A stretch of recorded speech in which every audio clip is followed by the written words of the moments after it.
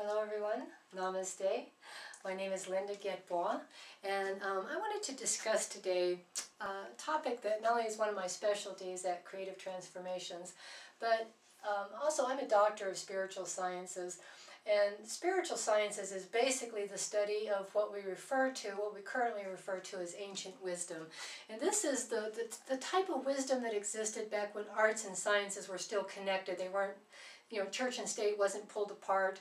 And we looked at the sciences as kind of like the knowledge or the information that was applied or expressed through the arts or through the creative component that was able to actualize ideas or actually apply them at the practical level as a means of expressing them. So it's a whole mind type process, a very holistic process that takes knowledge and performs it, does it, right?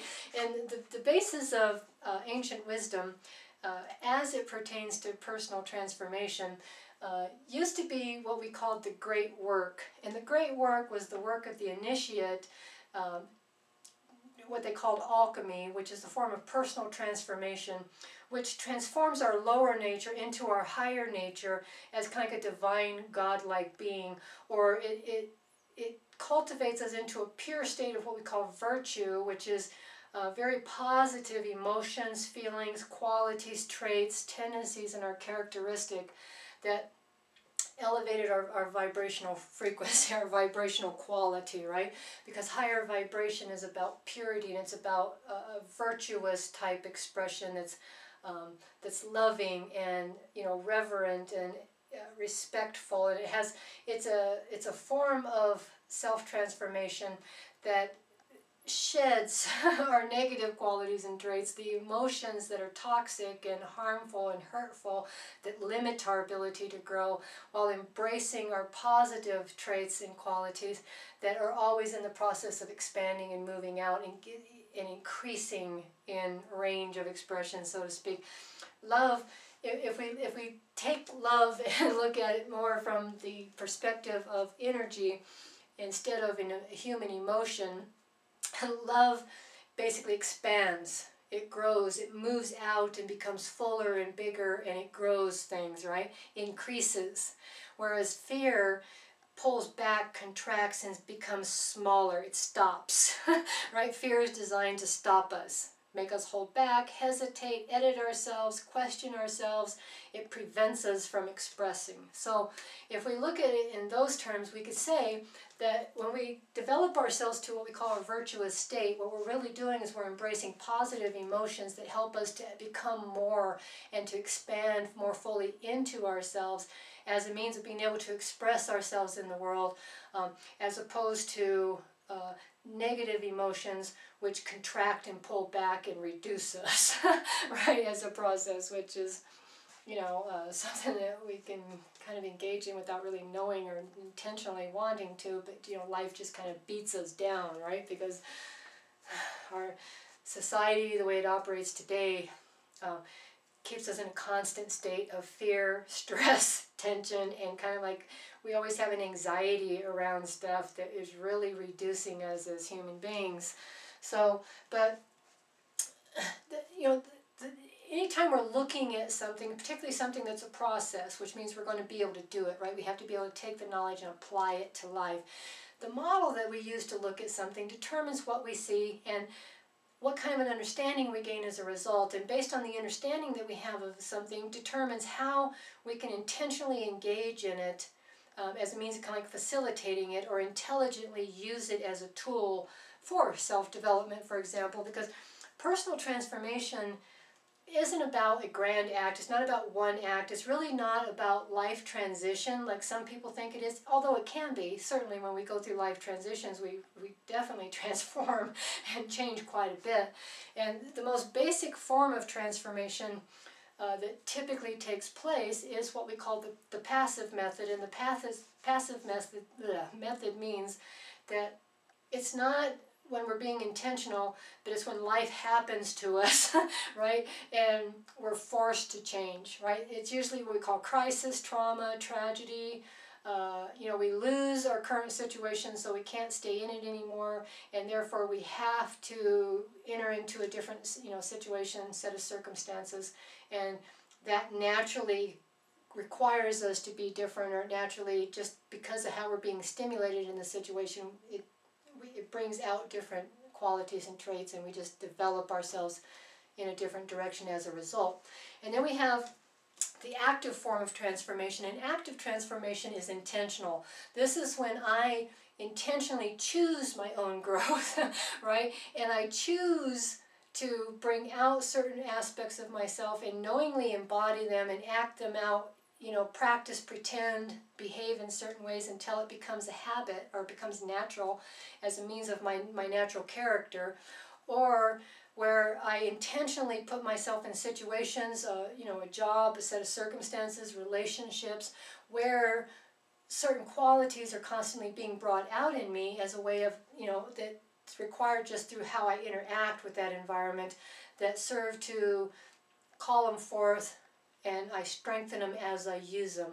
And the more we use, certain qualities and traits, good or bad, it doesn't matter, right? If bad qualities are being called out in us, and we're using those qualities on a regular basis as a means of interacting with the outside world in some fashion, we develop and strengthen those qualities, and our character becomes more like that.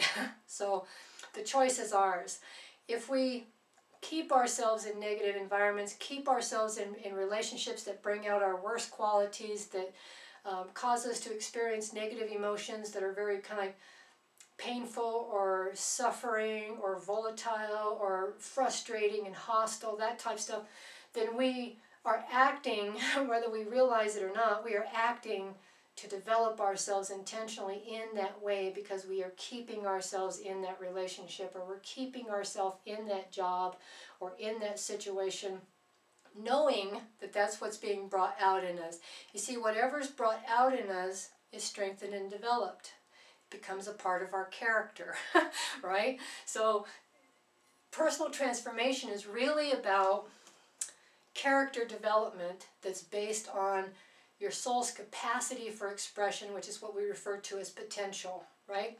And what this means is the model that I want to use to try and I think it gives us a very nice model for looking at. And again, the model that we use to look at something, don't get hung up on the model itself. The model is just a metaphor, so to speak, that we use that demonstrates something so that we know how to use it, so we know how to behave in it, or we know how it operates, so that we can intentionally interact with it or interject with it or use it like a skill or a tool. So, but if we think of the soul as patterning, okay, just like an almond seed, okay, an almond seed, the soul is a seed, okay, and we kind of get this, from the physical, we get in the womb, we got the ovum, and the sperm comes down, and it, impregnates the seed, and we got this little embryo that's called a human seed, but it's very much like any seed, okay, and just like we have a seed for an almond tree,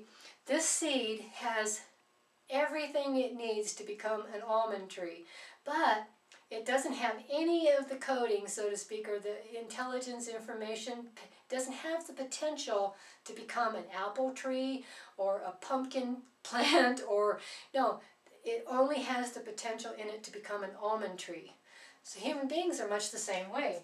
Our soul comes into this world with patterning that's typically referred to as karma, that is a form of memory, and that are, at the energetic level, the way to understand that is they're qualities with tendencies inherent within them, okay?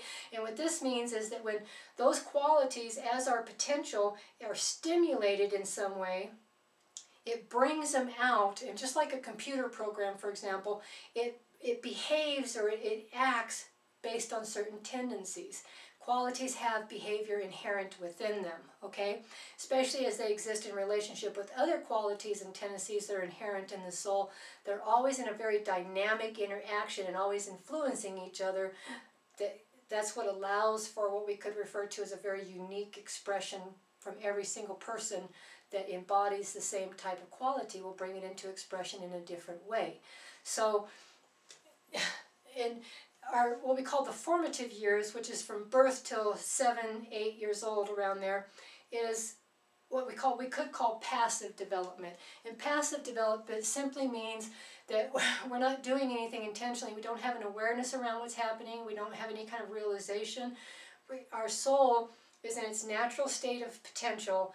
We are being stimulated from the outside. It triggers, brings out qualities in us as a means of interacting, and as a result we develop certain aspects of ourselves, okay? And this is typically what we refer to as conditioning, okay? So we're conditioned to certain behavior, which is a partial actualization, is another way of looking at it. We partially actualize our potential based on what we've been stimulated with up to that point, which develops us to a certain extent, and as an interaction with the dominant people in our lives, you know, our authority figures, our parents, the school we were in, our siblings, our friends that we grew up with, that type of stuff. But then when we get to a certain point, we get to our adult life, and we'll say somewhere around mid-20s or so, we are fully developed based on a passive development. And this is what is typically referred to in many traditions as the second birth, born again, coming into ourself, right? This was the path of initiation that said, okay, here we are at this point, and we've developed, you know, by default, so to speak, certain aspects of our character, and now we're going to continue that process by intentionally continuing to grow ourselves in a very specific and intentional manner. And this this requires a great deal of self-knowledge, which is what creating an ideal is really about. When we create an ideal of ourselves, which is a higher idea that causes us to stretch in order to achieve it, right? This is an idea that requires growth to fulfill. That's the way to look at an ideal. It's a pattern of excellence, so to speak, that says in order for me to achieve this, I'm going to have to work, right? I'm going to have to try, and that means I'm going to have to really apply myself and intentionally cultivate aspects of myself in order to be able to actualize as my highest possible potential, okay? And just like the almond seed has the potential to become an almond tree, we could call that the almond tree's destiny, right? A destiny, what our destiny means, okay, quick and dry method, okay? Our destiny means is based on our soul's capacity for expression, which is our little cluster of potentiality as qualities that develop characteristics. And our character, as developed by certain qualities, becomes the character of our story, okay? We develop in ways that make us ideal for telling certain types of stories.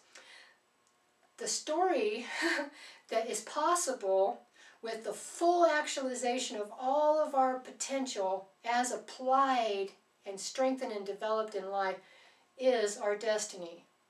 So if we don't ever undertake the second birth, right, the awakening that is intentional and on purpose, we typically speaking never fulfill our destiny because we're only partially developed otherwise, right? Our whole development has been based on outside stimulus, and we're not choosing anything and intentionally bringing it out and choosing who we're going to be, how we're going to be, in what way we're going to be that, which is the conscious aspect that, you know, intentionally pursues a destiny because you're clear on what that destiny is. So it takes a lot of self-knowledge, and it also takes a lot of knowledge as far as how do we develop so that you can use the outside stimulus that was the passive aspect of your development when you were growing up. You can use that intentionally in your life by saying to yourself, okay, if I want to develop a certain quality in myself, a certain aspect, what I call latent potential, right? I need to, the easiest way and the most natural way for me to develop myself is to intentionally put myself in a situation where that's going to be called forth, where I'm going to have to use that quality as a means of interacting with that environment, as a way of performing in that environment, okay? And same thing with relationships. Enter into relationships that intentionally that call forth your best qualities. If you get into a relationship and it's bringing out in you your worst qualities, don't stay in them, right? Because whatever's being brought out in you in a relationship means you're going to strengthen and develop yourself according to those qualities and traits. So you want to intentionally put yourself in relationships, in other words, only maintain relationships that serve to grow you and evolve you and help you to become more of who you want to be. When you're in a relationship and you like who you are in that relationship, that's a good relationship. Stay in it, right? But it's the same thing. What kind of activities can I engage in that will require me to use this part of my potential, that'll bring this out in me, and I'll have to apply it in this activity, knowing that that's going to develop you, right? And the other thing, another real easy way is picking qualities and then envisioning what that quality would look like. How would you be that quality? This is where we embody. The term embody certain qualities is, it's a form of pretending, right? It's like when you were a kid and you pretended to be a certain character, you acted just like another character, and it kind of helped develop that part of yourself accordingly. We do the same thing as adults, is we pick a certain way of being. We ask ourselves, what would I be doing with my body? How would I be holding myself? How would I go about something if I was expressing this quality? And we pretend, we play it out, we act. It's like being an actor in your own life. We act certain ways as a way of developing those tendencies. And if we pretend long enough, what we pretend to be, we become, right? If we pretend long enough to be a certain way, we do. It becomes a habitual. We program it into the muscle, so to speak, and we program the subconscious mind, which acts it out normally. It becomes a natural part of our character. And once that happens, we don't have to think about it anymore. It's not something we have to do intentionally, right? We're just being that way. This is how we develop how we're being. Okay, and being always produces doing. So we're developing the being aspect, which is the little core aspect of our latent potential that has the capacity for expression in certain ways. So, but personal transformation is really about constant and never-ending growth. It's about choosing, right, to actualize, to become the best you can be, to express all of your qualities, all of your talents, your gifts, your special abilities, things that you're interested in, what you're attracted to, your favorite subjects, all that. You're embracing that, bringing it into expression as a way of pursuing your destiny, as a way of fully actualizing in your own life. So, but it takes self-knowledge. It takes going inward and asking yourself, who am I? Right? What's my vision? What was my dream? Right? What talents and tendencies and traits do I have that are clearly tools that I'm meant to use in my life that I'm maybe not using right now? Right? And how could I utilize this talent, traits, tendencies in my own life in order to broaden my range of expression so that I can express myself in new and bigger ways, right? I can increase my range of expression is what we say in the creative field, right? So, so go inside, self-explore, right? Find out and then create an ideal of yourself as the full actualization of these latent qualities and potentiality that you hold. And use that as your vision for yourself. And then ask yourself, how do I create that? Right? Who do I need to become in order to actualize as that? And then intentionally develop yourself in those ways so that you can achieve this higher state, which has a destiny inherent in it, which is really about once you achieve and develop your character to this higher state, you're now perfect to tell a certain type of story, right? Because our character is the storyteller. Our character is the creator of our experiences. So by developing our character through our latent potentiality, we literally actualize our destiny. And we do it with a conscious intent. It's not by default, it's not by accident, it's not, haphazard, we just end up someplace and there we are and we think that's all there is to life. No, there's not. we have to take the ball from there and keep it going, right? We have to intentionally induce our own growth and development at that point. And keep in mind too, your dream is a kind of like spatial model that exists inside your imagination that's designed to give you clues as to what you want to do and what you want to be in life. Okay, your dream is your programming that's based on your potentiality, that's showing you a possible pattern for expression. Recapture your dream, develop it, bring it into your current age or your current set of circumstances, grow it, in other words, because chances are you let it go a long time ago. Okay, so grow it, bring it into your present situation, develop it, right? All artists develop their creations, develop it into a full-blown, detailed reality. Ask yourself, what part of myself do I need to develop in order to tell that story, to be that person, to be that way, and to be the perfect character in order to just naturally live that type of story. And that's how you bring your soul's potential, so to speak, into full expression, and you self-actualize based on what we've referred to as your soul's purpose, what you came here to do, right? Who you came here to be.